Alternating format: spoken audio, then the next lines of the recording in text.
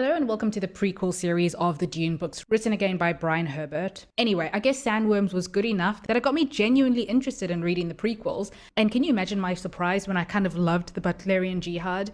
We find out how Melange was discovered, the origins of the Bene Gesserit and the Bene Telex, and the main characters, especially Voria and Atreides, felt fresh and intriguing. As usual, there were parts that did drag a little bit, but they weren't too off-putting. And I think in general, I just personally need to start finding shorter books. I'd kill for a 300 or 400 pager. Anyway, if you have struggled with Sandworms and Hunters, don't give up. I would still recommend that you read this one because it's a huge improvement. And yeah, with that, onto the summary. The book starts with an excerpt from Princess Irulan, who narrates how the story began. Remember, Paul Muad'Dib overthrew her father, the Emperor Shaddam IV. Way before, though, 10,000 years before the birth of Paul Atreides, there was the Butlerian Jihad. The Butlerian Jihad refers to the Great War against the thinking machines. In this series, we'll come to know how House Atreides and Harkonnen became mortal enemies. We'll learn the roots of the Bene Gesserit, the Mentats, Swordmasters, and the Suk Medical School. 11,000 years before Muad'Dib, in the last days of the Old Empire, humanity had completely lost its drive, and humans let machines perform everyday tasks, eventually even letting the machines think and dream for them. One day, a man named Tlaloc came to the Old Empire.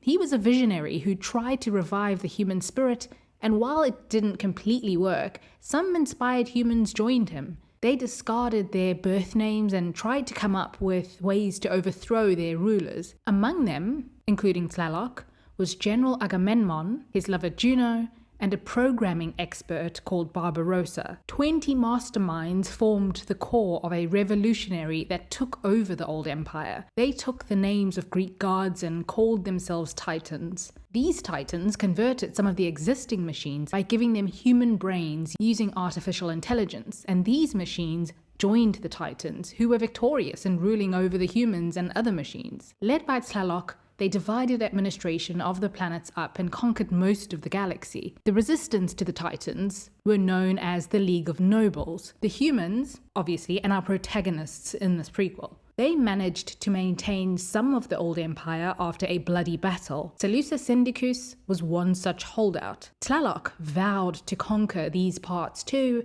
but he was killed in a tragic accident, and Agamemnon took his place as leader. Agamemnon and his lover Juno, still human at this point, had their brains surgically removed and implanted into preservation canisters that could be installed into different mechanical bodies. The rest of the Titans, who were obviously aging, also decided to convert themselves into what were known as Psymechs, machines with human minds. Eventually, the Psymechs increased in sophistication, but there was an accidental breakdown in their network which spread from world to world, and this resulted in a computer Evermind which grew in power and named itself Omnius. Omnius was now more powerful than the Psymechs, and this Evermind, Omnius, set out to maintain and establish its own order in a highly structured way, keeping the humiliated Psymechs under its thumb. Once the masters of an empire, Agamemnon and his companions became reluctant servants to Omnius the Evermind. At the time of the Butlerian Jihad, Omnius and his thinking machines had held all of the synchronized world in an iron grip for 1,000 years. The synchronized worlds were the worlds that the thinking machines had taken over, and the enslaved humans on these worlds. There were still clusters of free humans, but whenever Omnius and the Psymechs went for these free humans, the League of Nobles managed to defend them and themselves. On one particular day, a robotic fleet, led by Agamemnon, approached the capital world of Seleucus Syndicus. The robots were focused on destroying remnants of the human world. This robot fleet was 10 times the size and power of any force that Omnius sent against the League of Nobles. The Psymechs, who had spent 1,000 years being forced to serve the Omnius, basically turned their frustration and aggression towards the League of Nobles. Later, they would hope to turn against Omnius as well once the opportunity arose. Xavier Harkonnen was the backup commander in the Seleucid militia, and he and his people of the League Armada detected the arrival of the robotic fleet. Omnius had tried to launch attacks before, but this was Xavier's first engagement with the thinking machines. The Seleucians had installed defenses, and he hoped that the robots would sense this and retreat, but he saw so many of them. Xavier thought of 19-year-old Serena Butler and her father, Viceroy Butler, who were at the Hall of Parliament where Serena was slated to give a speech. Serena was about to address the representatives at Parliament. "We must seek to incorporate the unallied planets into the League and stop harvesting them for slaves. We should bring them under our wing to increase our own strength and theirs." The old representatives were rather conservative though, and they weren't too convinced by Serena's arguments. You see, it wasn't just the thinking machines who enslaved humans, but the humans did too. The robots started firing on Seleucia. They had figured out how to get through the orbital defenses. People on the street fled in terror, and they began to fall to their knees, retching because of a poisonous gas released by the thinking machines. On Corin, one of the primary synchronized worlds, we find the robot Erasmus and his pet human slaves performing household chores. Erasmus had a skin of organic plastic composites laced with new electronics. He pretended that the sophisticated sensor network allowed him to genuinely feel physical sensations. He wanted to know more and feel more. To Erasmus, Cymex, the original Titans, were a narrow-minded, brutal bunch with no appreciation for the more refined senses and sensibilities that Erasmus worked so hard to attain. During his centuries-long quest, Erasmus had absorbed human artwork, music, philosophy, and literature. Ultimately, he wanted to discover the sum and substance of humanity, the magic spark that made these creators, different. What gave them souls?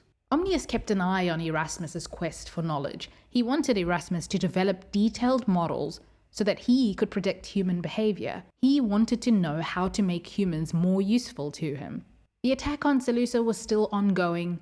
Coughing blood from his searing throat and lungs, Xavier shouted into his commline that their local forces should form a cordon around the shield transmitting tower because they don't have the resources to defend the rest of the city that's being destroyed at this point. The Cymex should be kept from getting to the primary towers because if they were to get to them and destroy them, vulnerable gaps would open in the shield. At first, the men were reluctant to leave the city undefended, but they obeyed his orders. By now, most of the city, called Samia's populace, rushed to armored shelters, and fleets of medics and firefighters were present, although even these rescue attempts were also suicide missions. Eventually, the robots were mostly defeated. With losses on both sides, the Cymex abandoned their assault, and the remaining Seleucian defenders cheered from the wreckage on the ground. After the Cymex had retreated, the frustrated robot fleet had launched a swarm of missiles at the ground, but their computers failed. Standard Seleucian missile defense systems obliterated all of the machine weapons before they could reach their targets. Xavier held himself together during the battle because he had no other choice,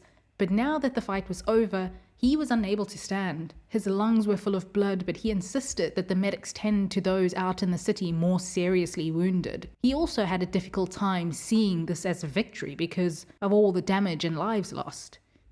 Far from the League worlds were the descendants of the Zensunni tribe who had fled to Arrakis and lived in isolated cave communities near the desert. At this time, one of the tribe members, an orphaned young man named Selim, had been accused of the crime of stealing water. Even though he was innocent, the Sietch leader, Naib Darta, banished him to the desert, and on Arrakis, no one survived without help. Selim had excellent desert skills, but Arrakis was a severe environment. In the several generations since the Zensunni had settled here, no one had ever returned from exile. The desert swallowed them up, leaving no trace. Suddenly he felt a rumbling underneath him, a worm beneath the dunes. He started to run, but then he decided to stop. He raised his metal staff-like spear and plunged the sharpened tip into what he thought would be tough armored worm skin. Instead, the point slipped between segments into soft pink flesh. The worm kept moving, and he realized that he was riding it. The worm kept moving further away from his old life into the desert. While the defeated fleet of Neo-Cymax made their way back to Corin, another synchronized world, the 6 survivors of the original Titans, Agamemnon and his elite followers, prepared a diversion. It was an opportunity to advance their own schemes against the oppressive Evermind. They weren't expected back on Corin for several weeks, and this was their opportunity to plan a strike against Omnius. While talking over their plans, Agamemnon mentioned his son Vorian, a human he'd been watching and training. See, Agamemnon had preserved plenty of his sperm before converting himself into a Cymac, and he impregnated a female slave. He had planned on letting Vorian become a Cymac one day. The Titans settled on a strategy then. They decided that they would destroy the League humans first before turning their efforts to the Evermind. 20-year-old Vorian Atreides was on his ship, the Dream Voyager, on his way to Earth. Vorian could trace his lineage back past the time of the Titans, thousands of years, to the house of Atreus in ancient Greece, another famous Agamemnon. Vor had been raised and indoctrinated on Earth under the thinking machines. He was one of the privileged trustee humans permitted to move about freely, serving Omnius. Vor found his organic body to be inferior, and he hoped that his physical form would remain functional long enough for him to be made into one of the enduring Neo-Siomechs. All of them had once been valued trustee humans like himself. After the survivors of battle-scarred Zemir collected and buried their dead, they threw a celebratory parade. Xavier felt that there was no time for this. The Viceroy, Serena's father, felt differently. First, we must have a day of affirmation to celebrate the fact that we are alive. Xavier did get a promotion to a first-grade military officer, though, with the added responsibility of improving the military. Meanwhile, far out in the desert, the sandworm stopped. Selim slid down the rounded bulk and hit the sand running. When the worm remained still, he wondered if he had ridden it to death. One thing was sure though, the worm was dead. He climbed over the lower lip of the worm and reached the nearest sharp tooth. He grabbed it with both hands, feeling how hard it was, the material even stronger than metal. He twisted and wrenched. The worm's body was soft, as if the tissues of its throat were losing integrity. With a suppressed grunt, Selim uprooted the fang. It was as long as his forearm, curved and pure and glistening with milky whiteness. It would make an excellent knife. Not another person on all of Arrakis possessed a treasure such as this tooth knife. He decided to make his way back to the rocks and find some sort of shelter. Following their secret rendezvous near the Red Dwarf Star, Agamemnon and his fellow Titans reached Corin after an interstellar voyage of nearly 2 months. He had to face a talking to from Omnius, who would certainly point out their failure on Seleucus Syndicus. After this, Omnius gave his next set of instructions to Agamemnon. I am dispatching you and your Titans back to Earth.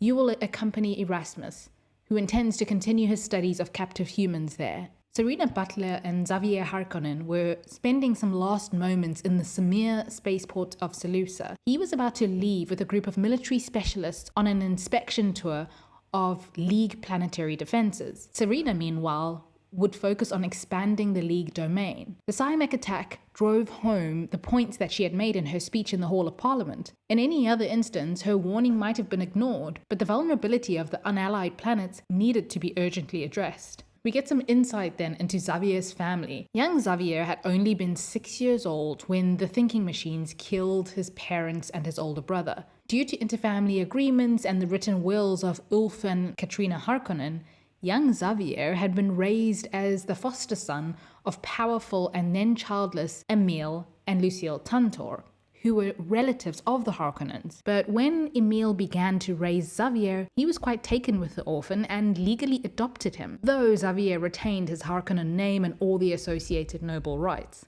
After the adoption, Lucille conceived of a son, Virgil, who was 10 years younger than Xavier. In the temporary meeting chamber for the League delegates, Serena met with her father, Viceroy Butler, who was followed by a monk in a red velvet tunic, carrying a large plexiglass container that held a living human brain in electra fluid.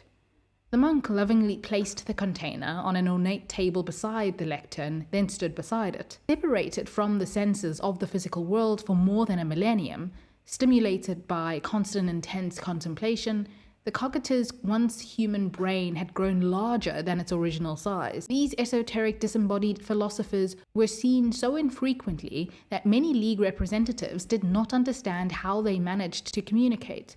Compounding the mystery that surrounded them, Cogators rarely said much, choosing instead to marshal their energies and contribute only the most important thoughts. Centuries before the original Titans, a group of spiritual humans had enjoyed studying philosophy and discussing esoteric issues, but too many frailties and temptations of the flesh inhibited their ability to concentrate. In the ennui of the old empire, these metaphysical scholars had been the first to have their brains installed in life support systems. Freed of biological constraints, they spent all their time learning and thinking. They lived in ivory towers and contemplated, rarely bothering to note the superficial relationships and events of the mundane world. Messenger ships had dispatched to all the League worlds, warning them of potential danger. After all, tens of thousands of Seleucians were killed in the last Cymac onslaught. Theo Holtzman, a scientist who made the atmospheric scramblers, also recently arrived from his laboratories on Porytron. Had those atmospheric scramblers not been installed, Seleucia would have been completely destroyed. The Cymacs still did find a weakness in them though. Holtzman hoped to be inspired by this tragedy to create something new to truly surpass the thinking machines. Just then, a tall, statuesque woman glided towards the lectern, drawing attention to herself. Perhaps I have a suggestion. She had pale eyes, white hair, and luminous skin that made her seem ethereal, but charged with power. She was Zuffa Kenva, a woman from the planet Rosak. She was able to connect with the brain in a way that made it vibrate. Zuffa was known to have extrasensory powers, but she'd never before displayed them in Parliament. Lightning flickered from her fingertips as if she were holding a barely contained thunderstorm inside herself. The cogita churned in its tank. Then Zuffa relaxed, letting out a long, cold breath. The sorceress smiled grimly at the startled onlookers. We have a weapon. After this, Zuffa returned to the jungle of Rosak. The Rosak men, lacking the telepathic enhancement of their women, had turned their talents to developing and extracting drugs, pharmaceuticals, and occasional poisons from nature's larder. Zuffa watched her young lover Aurelius and her 15-year-old daughter Norma. Prior to seducing Aurelius Venport, the chief sorceress had arranged conjugal relationships with 4 other men during her peak breeding times, selecting them for their proven bloodlines. After generations of research, miserable miscarriages, and defective offspring, the woman of Rosak had compiled detailed genetic indices of various families. Only one of her encounters resulted in her daughter. Zuffa felt disappointment, even embarrassment at her daughter. She was able to pass along her superior mental abilities and desperately wanted her daughter to carry on the fight against the machines, but Norma showed no potential whatsoever. And despite Aurelius Venport's impeccable genetic credentials, Zuffa had never been able to carry one of his babies to term. She decided she would give him one last chance to get her pregnant again. Zuffa was also disappointed in Norma's independence and defiance. Too often the teenager spun off on obscure mathematical tangents that no one could comprehend. Norma seemed lost in her own world. Aurelius saw Norma's mathematical talents differently. He proudly shared her work among scholarly scientific circles. He had a gut feeling that she would come up with something important. He felt like an older brother to her and thought of her as a mathematical prodigy. For 4 months, Xavier Harkonnen and his 6 Armada survey vessels traveled along a predetermined route, stopping to inspect and assess the military faculties and defensive preparations of the League worlds. After many years of no more than a few skirmishes, no one knew where Omnius might strike next. Finally, Xavier's team arrived at their final inspection stop, Giedi Prime. At last, this tour was about to end. He could return home and see Serena. He promised himself that when he returned to Seleucia, he would formalize their betrothal. He met with the elected leader of Giedi Prime, Magnus Sumi, and spent the next 2 days doing cursory inspection of the planetary defenses. He found Giedi Prime to be a dazzling and prosperous world with many resources, perhaps even a suitable place to settle down one day. He gave a favorable assessment and a warning that the thinking machines would want to conquer Giedi Prime. With this inspection behind him, Xavier left lovely Giedi Prime confident that he had seen and done everything necessary, and completely unaware of the vulnerabilities he had not bothered to discover. The Dream Voyager neared Earth, humanity's original home, and now the central synchronized world. The robot, Surat, allowed Vorian Atreides to pilot the ship. For the sake of appearances, Surat maintained command as the Dream Voyager touched down at the bustling spaceport, reaching the end of another successful route. Many enslaved humans lived on the synchronized worlds, serving the Evermind. Omnius kept them on as token workers. Though few had lives as important and comfortable as Vorians, trustees like himself received special training, went through rigorous instruction at elite schools for crew bosses and other important positions under the machine domination. As Vorian stood blinking in the sunlight, a giant Cymac strode forward, on jointed legs. The hybrid machine's inner workings were clearly visible, and at the core of its artificial body hung the protected brain that contained the mind of an ancient human general. This was Agamemnon, Vorion's father. Without fear, Vorion now raced across the landing field to stand beside the weapon-studded Simek which towered over him. The young man stared fondly at the suspended brain case of his ancient father with its strange mechanical face now on the underside. Agamemnon was proud of Vorion. Vorion had never known his mother and understood only that ages ago, before the Titans had surgically converted themselves into Simeks, Agamemnon had created his own sperm bank from which he had germinated Vorion. Over centuries, the general could create any number of offspring using acceptable surrogate mothers. The father-son pair soon arrived at the central complex where the Earth Omnius resided. Although redundant nodes of the Evermind were distributed around the planet in a network of armored vaults and high towers, Vorion talked about his hopes of one day becoming a Simek, something that Agamemnon was sure that Omnius would gift him. Xavier returned to Tantor Estate, where he was welcomed by his adoptive parents and his brother Virgil. Although Xavier had legally inherited other Harkonnen holdings, mining and industrial operations on 3 planets, many rooms in the spacious manor house where he grew up were set aside for his use. The family feasted, even though, because of the Simek attack, Xavier lost most of his sense of taste. He soon made his way back to Seleucia, where he joined the butlers on the family's annual bristleback hunt. At some point, Serena and Xavier were alone together at last, and they made love in the meadow, far from the hunting party and any thought of the thinking machines. It was finally just the two of them. Theo Holtzman had been embarrassed that the Simeks so easily penetrated his scramble of fields on Seleucus Sendicus. How could he and all the other engineers and technicians on the project have ignored the fact that Simeks had human minds? It was a significant, devastating lapse. Holtzman had a paper with him written by an unknown theorist from Rossack named Norma Kenva. He stared at her mathematical calculations, which seemed divinely inspired. That afternoon, he wrote a personal invitation to Norma and dispatched it to Rossack by league courier. She might prove to be his salvation. In her mother's chambers, Norma accidentally found the piece of parchment addressing her, wanting her to be apprentice with Holtzman on Poritrin. Her own mother had attempted to conceal it, so she went to Aurelius, who wrote a letter in response, agreeing to send Norma to study there. This would be an opportunity of a lifetime for her. While walking about the desert, Salim stumbled upon an ancient botanical testing station camouflaged in the rocks.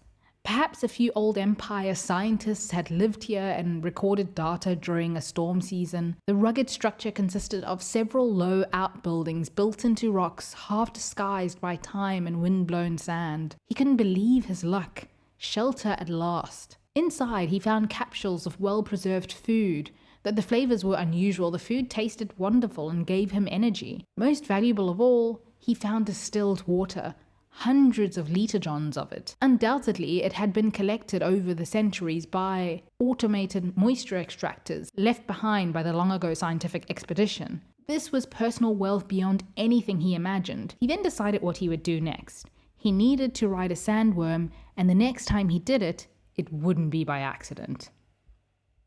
Giedi Prime had been conquered quite easily, Agamemnon thought as he strode through the flaming ruins of the city. Accompanied by his comrade Barbarossa, Agamemnon scanned the topography of the metropolis and located Magnus's magnificent residence. It was an appropriate place to establish the new center of synchronized government, a symbolic gesture of dominance as well as an affront to the now defeated populace. Prior to the attack, Agamemnon had studied Giedi Prime's defenses, analyzing images taken by spy watch eyes that zoomed through the system like tiny meteoroids.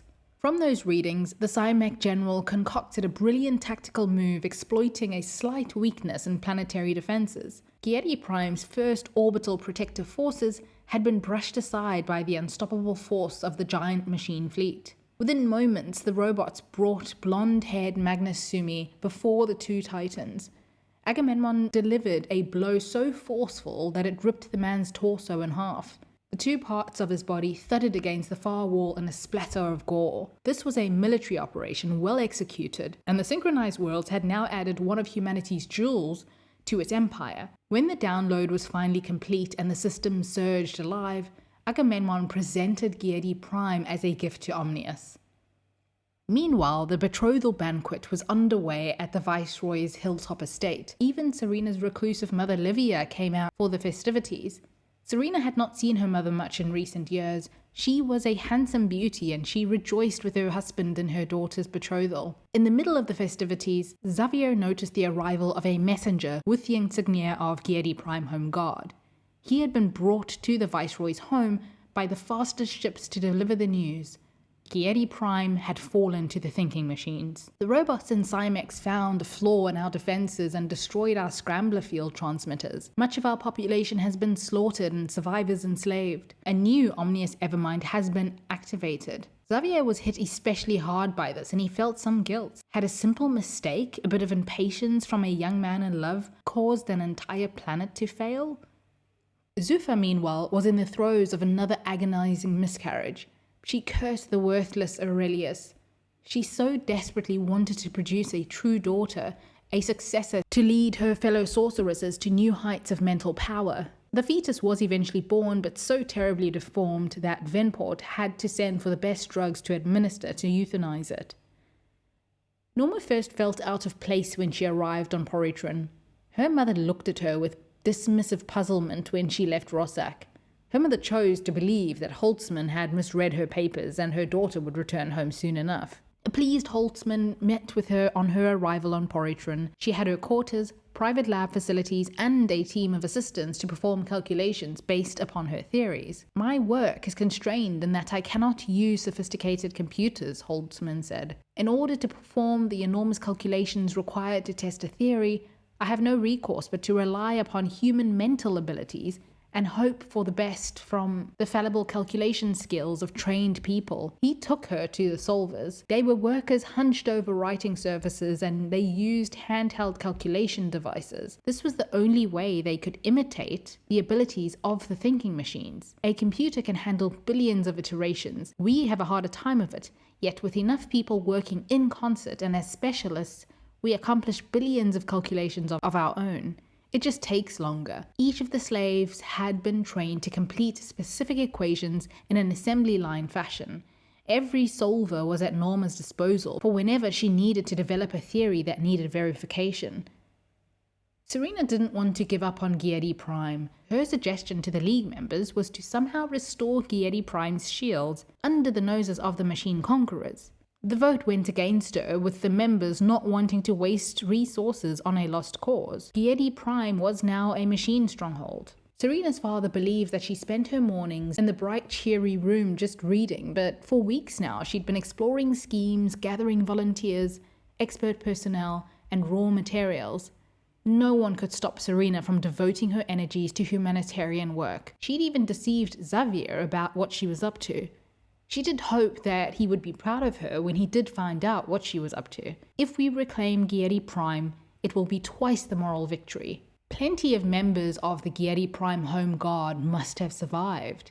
They'll be doing everything they can behind enemy lines, but that won't be enough unless we help them. After one last evening with Xavier, Serena and her group of 10 commando volunteers departed. For days, Xavier stayed up late working on defensive plans for the League.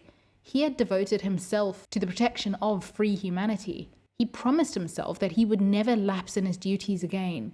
He never returned home, instead sleeping in his office when he slept at all, although his mother sent over homemade meals from the manor. He also hadn't heard from Serena. Determined to revamp League defenses, Xavier kept himself going with stimulant capsules and drinks, but his reliance on stimulants made him feel scratchy and ragged. He was awake but so pummeled by fatigue that he could no longer focus. Suddenly, he realized that Serena was missing. Just then, Serena's sister came in with a message that Serena said to give to Xavier after 5 days. "My love, I have gone to Giedi Prime. The League would have argued the issue for months while the conquered people suffer. I can't permit that. I have a team of the best." Then she described her plan to Xavier. "You must bring in the Armada and recapture this world. We are counting on you." This was so like Serena, and Xavier knew that he had to rally a response. In the Dream Voyager, Vorian Atreides and Surat cruised between star systems again, picking up and delivering omnious updates to maintain congruence. in the distributed Evermind across all the synchronized worlds. They exchanged updates with other copies of the Evermind, synchronizing the Omnius incarnations and departing with new data to be shared among the widespread networks.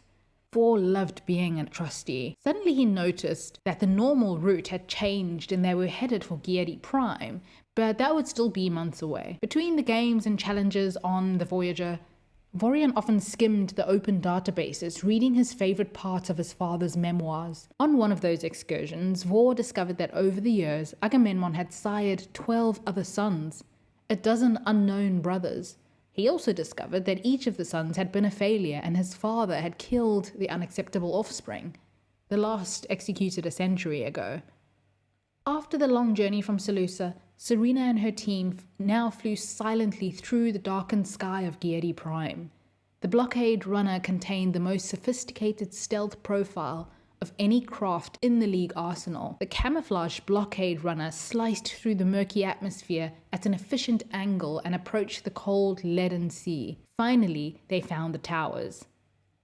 Zuffa was looking at 14 of the strongest and most dedicated sorceresses Rosek had ever appointed, and she knew that these women were the hope for humanity. They were the weapon against the Cymex, critical to the war effort. For months now, she had been training the elite group in the jungle, honing their psychic powers and their abilities to exercise control. They also had telepathic capabilities and they performed admirably. It was her task to select who would be the martyr among them because Xavier was anxious to depart for Giedi Prime. Norma was doing well with her studies on the Quiet Porytron. She told Holtzman that she studied his scrambler fields and she understood how they functioned. She was wondering if it might be possible to extend them somehow, even though they could currently stretch across planetary atmospheres. A different application entirely, she continued. Your scramblers are a purely defensive concept. What if we use the same principles in an offensive weapon? What if we could make a projector, transmit the field into a thinking machine stronghold, disrupt their gel circuitry brains? Almost like the electromagnetic pulse from an atomic airburst. Still, as well as she was doing with her studies, the hypocrisy of having slaves on Porytron bothered her enough to mention it to Holtzman. She felt that the League of Nobles fought so hard to free humans from being enslaved by the thinking machines, but the humans themselves enslaved others.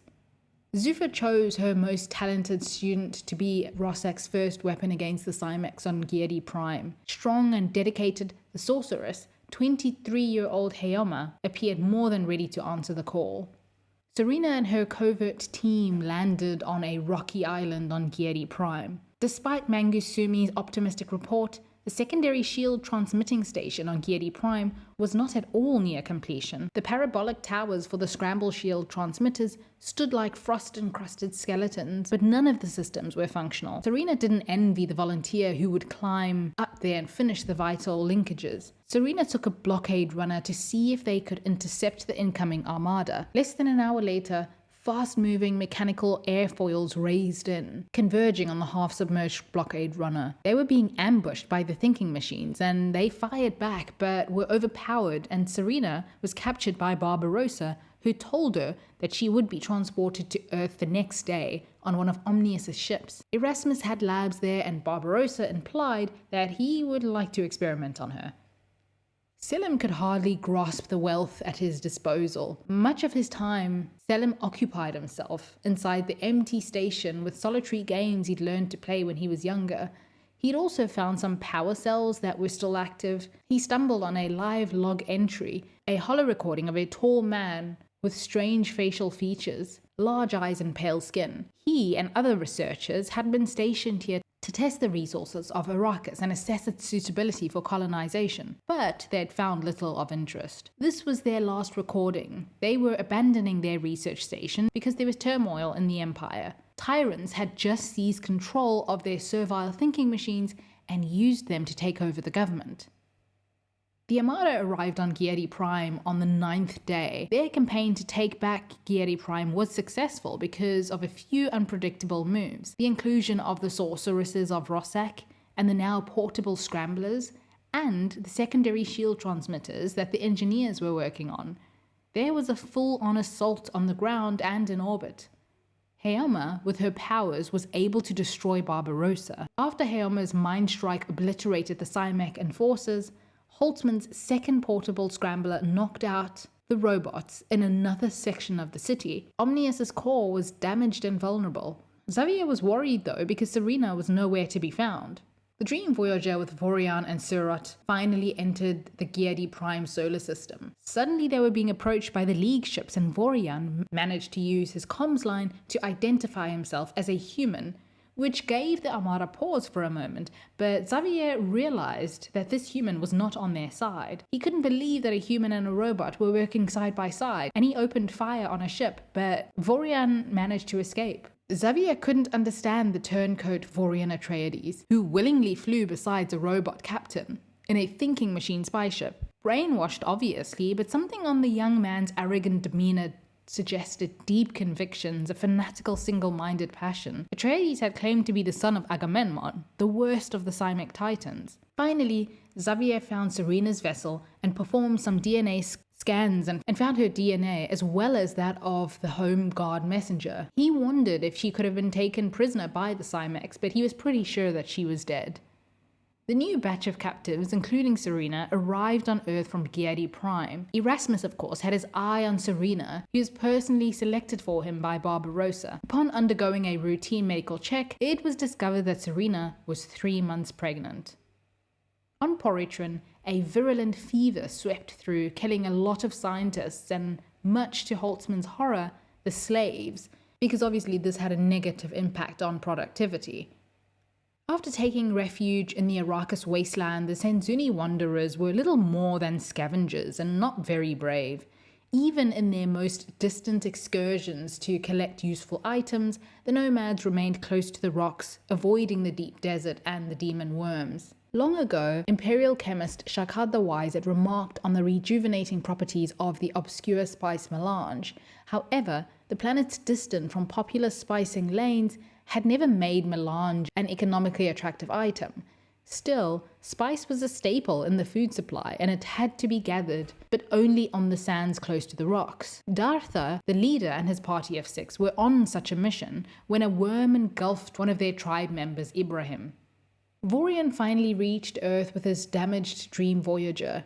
Soon after his arrival, he was summoned by his father Agamemnon. Just then, his father raised a gauntlet hand, clutched Vorian by the chest and pushed him forcefully against an upright table. Vorian, terrified and in pain, wondered what he'd done wrong because his father had just told him that he was proud of him. Agamemnon extended an array of long needles towards his son's squirming body. The steel points penetrated his chest, poking between his ribs, seeking out and finding his lungs and heart. 2 silver shafts pierced his throat.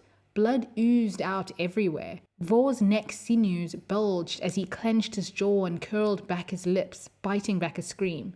When Vor came to, his body felt as if it had been crushed in a ball and then stretched back into the form of a man.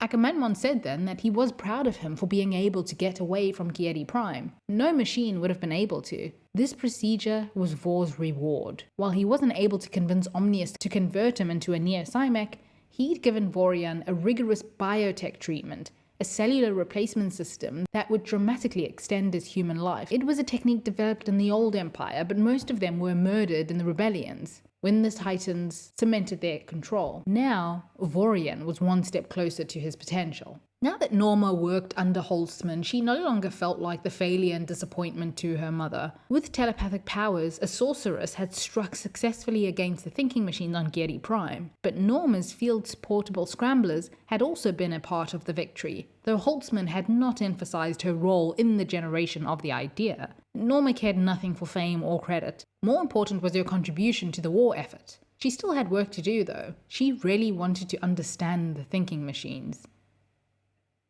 Meanwhile, boiling under the surface of everything were the humans, who didn't want to withstand their working and living conditions any longer. They were slaves after all, and it was just a matter of time before they would revolt against the thinking machines. We get some backstory then of Agamemnon when he was still a human on Earth who went by the name Andrew Scorus. His parents had led hedonistic, passionless lives, but he was always restless. He had uncomfortable questions that nobody could answer. Then he met someone with matching ambition and intellect, Juno. Their lives changed dramatically when they heard Tlaloc speak. The trio met regularly then and plotted to overthrow the Empire. Using Andrew's military expertise, they saw that a small investment of hardware and manpower could take over many worlds that had fallen into apathetic stupor. In fact, if the plans were properly set in motion, the conquerors could achieve victory before anyone even noticed. They tapped into the network of already thinking machines with the intention of reprogramming them to give the machines a taste of human conquest and ambition.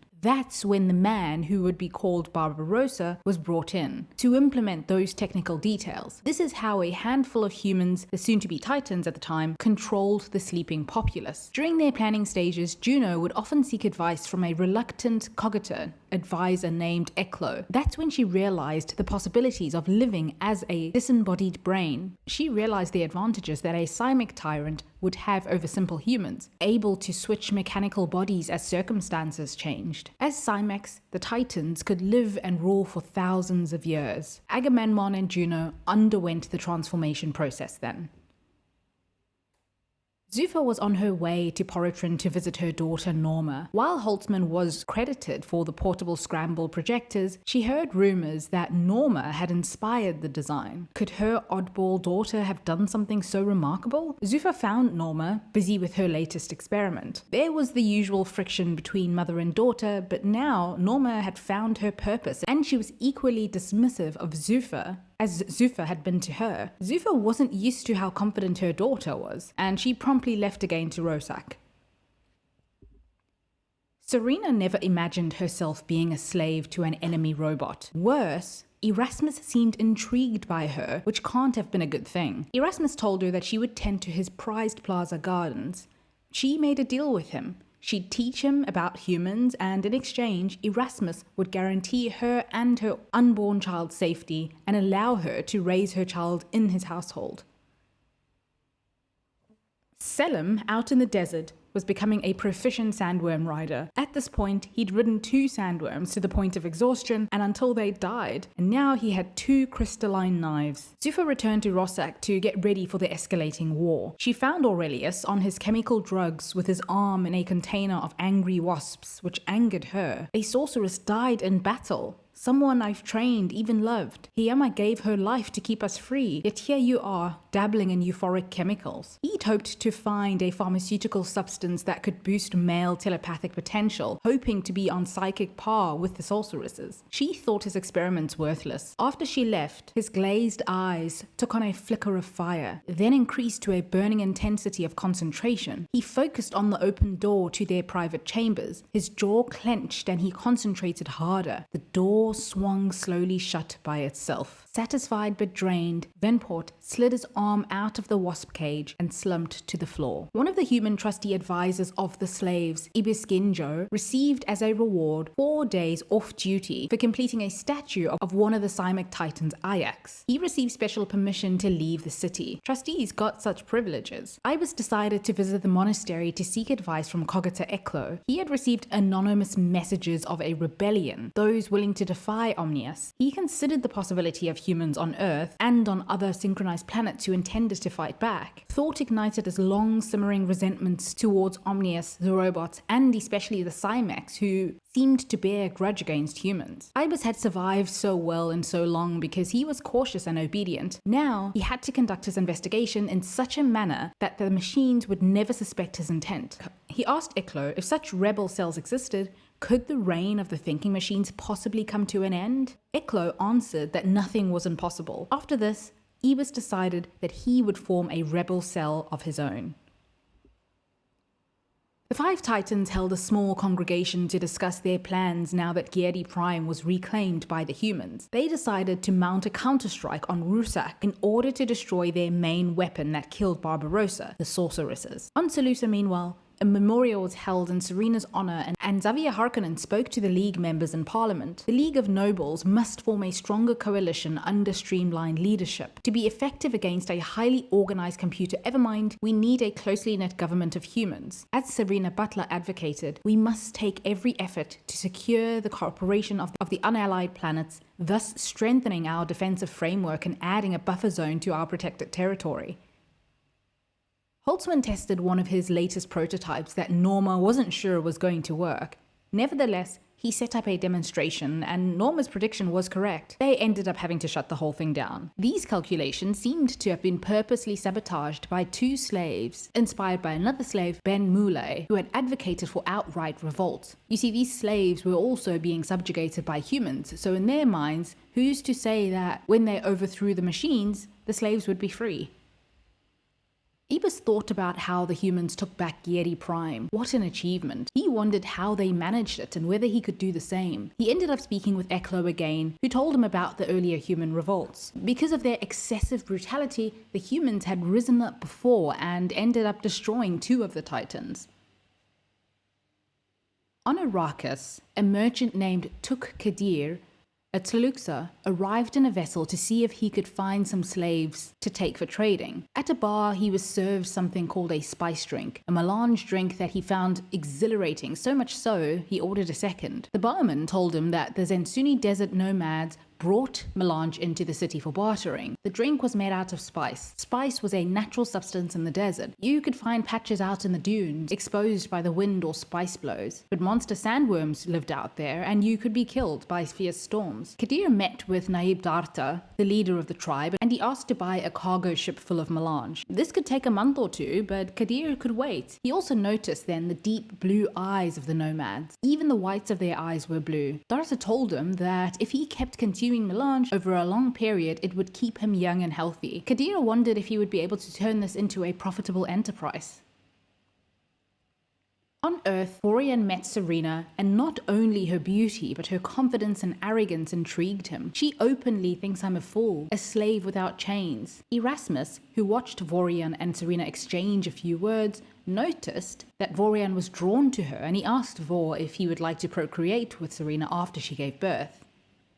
Meanwhile on Seleucia, Xavier and Serena's sister Octa found some solace in each other during their grieving, and while she wasn't the love of Xavier's life, he asked her to marry him. In choosing you to marry me, dear Octa, I can think of no braver way to march forward into the future. It is our best chance to honor Serena's memory.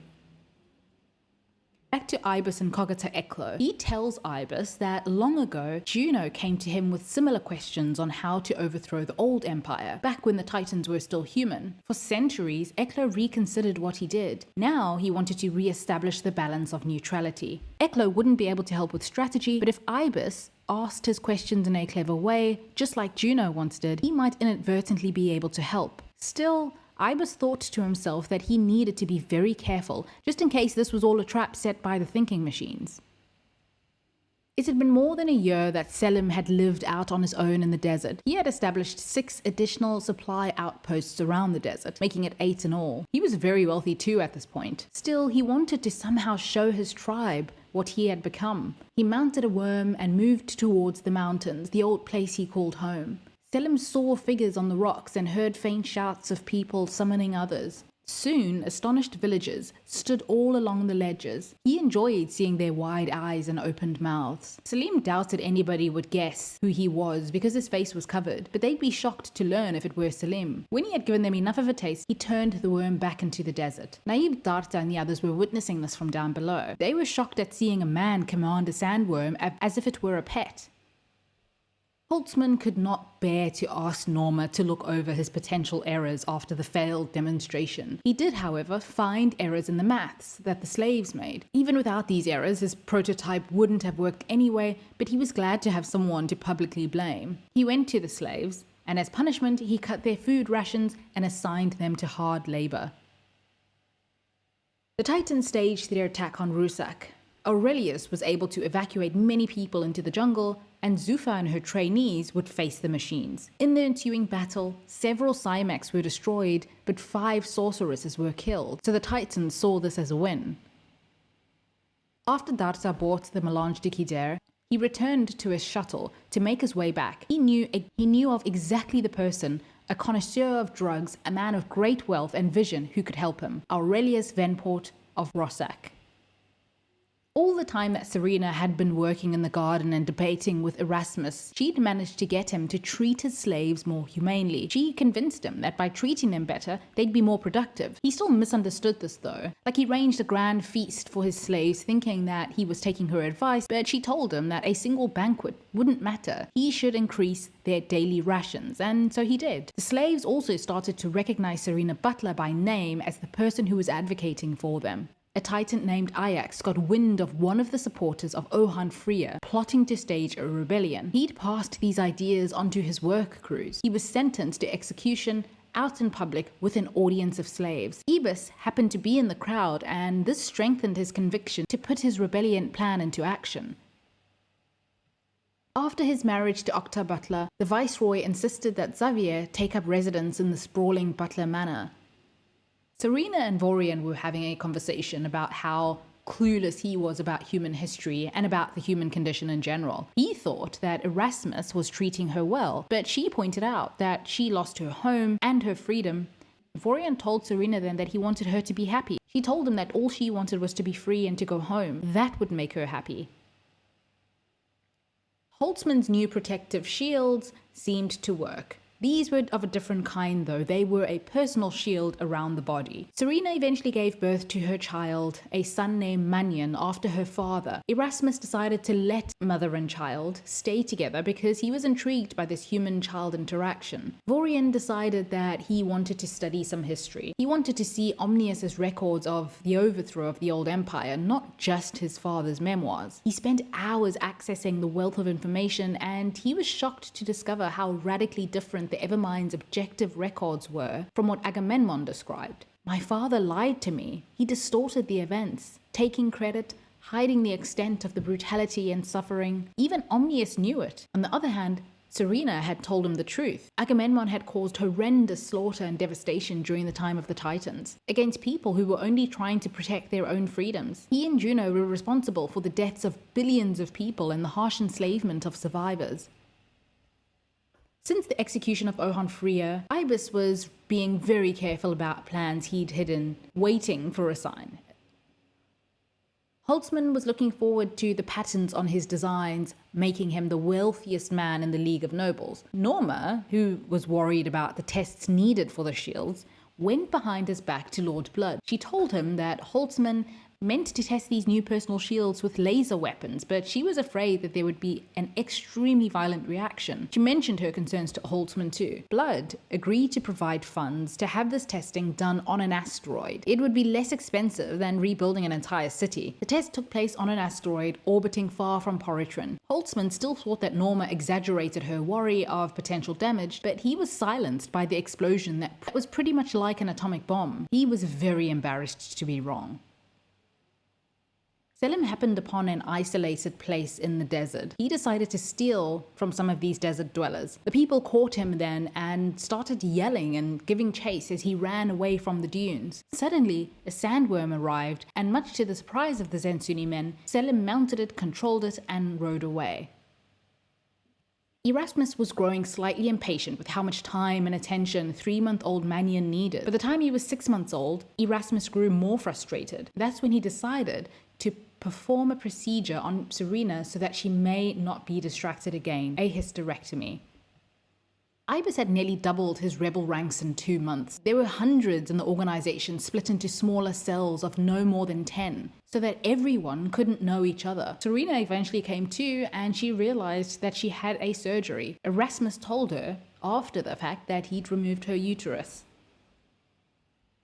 On Rossack, Venport watched as Tukkider, the Tulaxa flesh merchant, arrived on a small private craft. The man raided the unallied planets for slaves. He also sold biological organs, reportedly grown in sophisticated tanks on Tlulax. The men greeted one another, and finally, Kider bought a sample of brownish powder and extended it to him. 9 months ago, I found this on Arrakis. Venport took some, and the melange seeped into every cell in his body, transmitting energy and vitality directly into his brain. But without sensory distortions. This was pleasure, but more than that. Venport sat back and felt the substance seduce and relax him. The two men agreed on details and shook hands as Venport, as Venport would have liked to be his customer, having liked and sampled the product. Then he settled down to another cup of tea, this time sprinkled with melange. Aurelius agreed to travel with the flesh merchant to the rugged fringes of the explored territory. Xavier was on his way to Poritrin, though he would have preferred to be back home as Octa was about to give birth to their child. Lord Blood offered an extravagant donation to the League of Nobles. He'd offered to equip the Armada ships with Holtzman's new shields. When Xavier tried to raise the Kindle off the ground, though, the shield generator sparked and smoked. With a lowering hum, the engines shut themselves down. He climbed out of the craft, his face red with anger, demanding to speak with Lord Blood, who offered his apologies. I offer no excuses. Nevertheless, we will discover and reassign all sloppy workers. Of all the ship's process, 1 in 5 of the shield generators were installed improperly. Xavier told Blood that he'd prefer to have experienced military personnel install the shields. After her surgery, Serena had renewed determination to escape. She decided to learn more about Erasmus's experiments too, and she went to find out exactly what went on in the mysteriously sealed labs. Nothing could prepare her for what she'd see in there. Human body parts strewn over tables and piles and in bubbling tanks, fresh blood patterns on the walls and ceilings as though Erasmus was trying to create abstract art pieces. She couldn't just stop Erasmus, she had to find a way to destroy him. Erasmus had been watching her all this time though, curious about her repulsed reaction to his human experiments. He expected her to go into his lab sooner, especially since he'd given her explicit instructions not to. When she returned to the villa, Erasmus suddenly grabbed baby Mannion by the foot and dangled him over the edge of the balcony as Serena begged him to stop. She swore to do anything Erasmus wanted. Her pleas were in vain. Abruptly, Erasmus's fingers released their grip on the baby's ankle. Mannion dropped, tumbling into oblivion on the stone plaza far below. Serena lunged at Erasmus, pounding at him with her fists. She was in a frenzy now. From below, Ibis watched the scene in disbelief. Standing over the broken, bloodied child on the pavement, Ibis knew he could not help. He gathered the child in his arms and looked up to see the thinking machine plummeting 4 stories to slam into the hard flagstones not far from the bloodstain left by the dead child. It lay motionless in a heap on the ground, gel circuitry fluid oozing out into the cracks. Mortified and appalled, the slaves stared at what happened, like tinder ready for a spark. A human captive fought the machines. She had destroyed a robot with her own hands. Amazed, they called out her name. With a smile of satisfaction, Ibis bellowed his call, and the rebels surged forward in an act that would be remembered for 10,000 years. On Poritrin, Lord Blood chastised the slaves. You have let Poritrin down. You have all disgraced humanity. Your sabotage has hindered the war effort against our enemies. This is treason. The slaves looked on at him, defiant, as if proud of what they had done. Since the slaves were not citizens of the League, they could not technically be guilty of treason, but he liked the sound of the word. Ben Mulai, a slave, was hoping for something like this, a volatile situation where he could get the slaves massed together. He shouted, "What difference is it to us if the thinking machines oppress us or you? Nico Blood, you are worse than the thinking machines because you enslave your own kind." They suddenly disarmed their superiors then, and Bell had instructed them to take hostages. They began to set fires and became unrestrained as the uprising started to unfold. Even Holtzman's slaves stopped working, and that afternoon, Lord Blood received a message from Bell demanding the release of all the enslaved Zen Shiites and Zen Sunnis and safe passage back to their homelands. The rebels had kept many nobles and overseers hostage. Back on Earth, the rebellion was also underway, but Iblis knew that even if they could overthrow the Cymex and Sentinel robots, they still needed to deal with the all-powerful Omnius. On Poritrin, the rebels sabotaged farm machinery and set fire to the fields. The nobles thought this might be time to test Holtzman's personal shields. They went out into the crowd with their men, beating the slaves who tried to break through the shields. The guards then open-fired on the slaves. They finally rescued the hostage nobles and dragged Ben Mulai away. Holtzman was pleased that his shields had worked, and after the carnage, Blood invited the nobles to his residence to celebrate the liberation of Poritrin. Ajax, a Titan, was also killed in the ensuing uprising on Earth led by Iblis.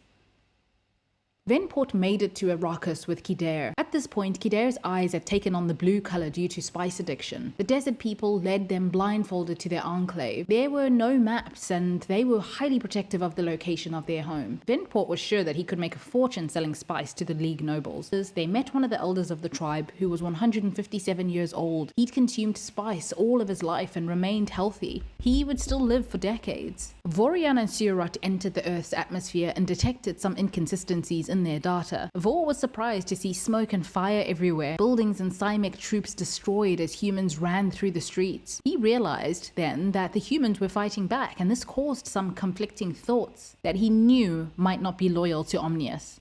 Vor hoped that Serena was safe. As he disembarked the ship, seeing the chaos, he was surprised to feel his allegiance shifting. He also wanted to see his father Agamemnon. Despite his lies, Agamemnon was still his father. He heard from the people that Erasmus and the woman, Serena, were still inside the villa. Erasmus had barricaded himself in the villa, and the people hadn't seen Serena in 3 days, but they did inform Vor about her baby's murder and how she inspired the uprising. Iblis shouted to the people that he believed that they could do it, and now they need to secure another victory against Erasmus. Vor raised his hand in solidarity then, shouting that they could save Serena, and Iblis agreed. The people had taken weapons from fallen Cymax and began blasting the walls of the villa until the gate buckled. Vorian decided then that he would take Serena and fly off with her, return her to Seleucia Sendicus, even if it meant returning her to her lost love. On Poritrin, Belmule was taken to the central plaza and stripped naked. As the slaves watched, his teeth were battered in by a hammer, his tongue was cut off, his hands were cut off, and they used hot irons to burn his eyes out, and they eventually executed him. Helmsman thought that Belmule brought this on himself, but Norman knew that the only thing that Blood had succeeded in doing was making a martyr out of Bel,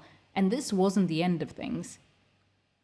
In the villa, Erasmus wondered if killing the child was a mistake. Who knew that such a trivial death, trivial to him, would create a stir like this? He miscalculated their response. The gates burst open, but Erasmus did not wish to be destroyed. He took a secret lift to a secure tunnel system, he boarded a hover capsule, and he left for his estate on Corin. In the villa, Vorian finally found Serena, who had been drugged repeatedly by Erasmus, the only way he could keep her from trying to fight him. Vor told Serena that he was there to take her home to Seleucia Sendicus. Before leaving, Iblis took her to see her child, who had been preserved, a symbol of the resistance. The three of them eventually made it to the Dream Voyager. Vor slightly sabotaged the robot and headed for Seleucia. Agamemnon, who was on a search for Vor, only found a deactivated robot and no ship. He rebooted the robot and asked about Vor and learned that he had joined the rebel humans. Agamemnon took a ship and went after them. Aboard the Dream Voyager, Vor knew that he had a ship in pursuit,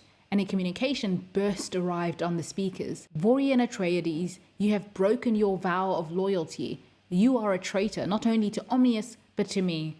I no longer consider you my son. Vor told his father that he learned about what happened during the time of the Titans and how little resemblance the truth had to his story. Agamemnon tried to fire at the engines to damage them, but Vorian managed to get away. Agamemnon vowed to take this out on the slaves when he made it back to Earth. The Evermind Omnius, as he was watching the worlds burn, realized that he had a blind spot. Even the most loyal humans could not be trusted. He transmitted urgent commands to all the remaining Titans in the vicinity of Earth, to Juno, Dante, Xerxes, and Agamemnon. In order to quell the uprising, they should all do whatever they felt necessary.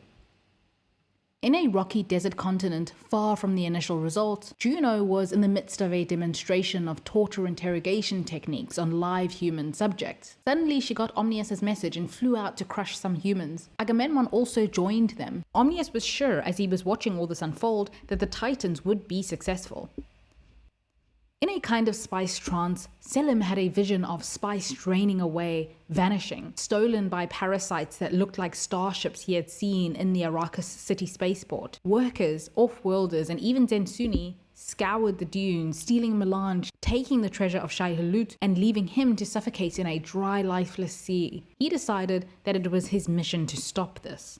During their travel to Seleucia, Serena found herself opening up to Vorian, who was a good listener. He listened while she spoke of Xavier, her son, her sister. They finally landed on Seleucia, and Serena and her parents were reunited. While she was resting, Marion, Viceroy Butler, took Xavier to see his son. Vorian told those on Seleucia, Zufa and the others, about how he had been brainwashed into doing the robot's bidding, but Serena had opened his eyes to the truth and now he wanted to help the humans. Xavier and Serena finally had their reunion, and obviously he had to tell her that he was married now. Just then, Octa walked in with Rowella, bundled in her arms. Xavier and Octa's daughter.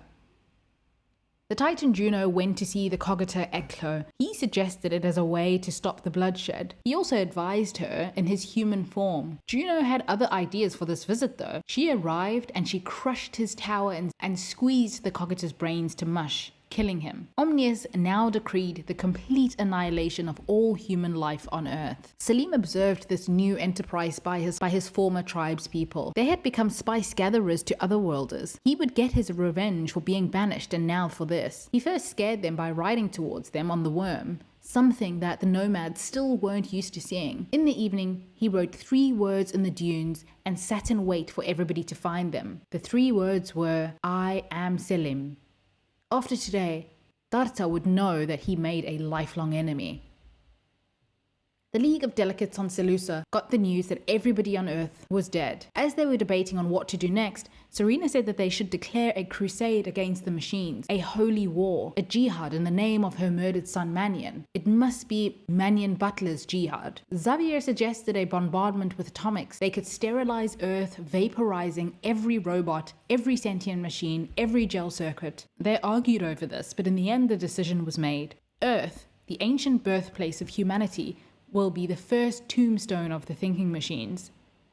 On Earth, Omnius considered the realistic odds for the first time of his own destruction. As the Armada approached Earth, Vor noticed that one of the ships was trying to escape. He knew that it was an update ship carrying a copy of Omnius, and that all of the information on it would be uploaded to other incarnations of the ship. He couldn't let the ship get away. The men of the Armada, including Xavier, assumed that he was being a traitor and abandoning them. Vor boarded the ship piloted by Surat and told him that he couldn't allow him to deliver the update. He deactivated the robot again and he took the data. The ship was no longer a threat to humanity. It would wander far away from Earth and into the deep freeze of the solar system, to be lost forever. By the time Xavier ordered the fleet to set course for Seleucia, planet Earth was nothing more than a blackened lump, a radioactive slag heap. It would take a long time for anything to ever live there again.